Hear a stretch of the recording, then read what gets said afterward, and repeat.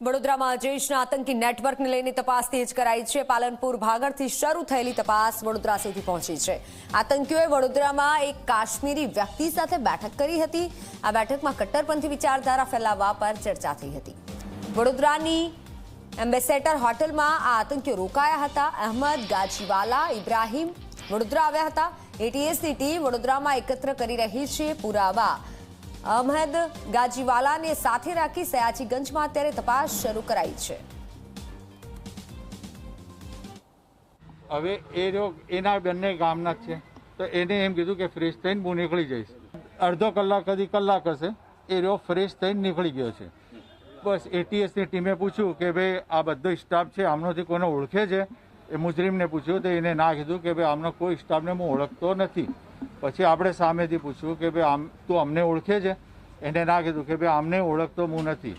પછી એટીએસની ટીમે બધું સર્ચ કર્યું, પછી એમને કીધું કે ભાઈ તમારે ત્યાંથી અમને કોઈ વધારજનક વસ્તુ મળી નથી, ખાલી એક લોકેશન બધું ટ્રેક્સ કરતા આવ્યા હતા। ભાઈ બરોડામાં આવ્યો તો ક્યાં ગયો હતો, તો આ માકાનું કોઈ લોકેશન હતું, એટલે ખાલી ફ્રેશ થઈને જતો રહ્યો હતો।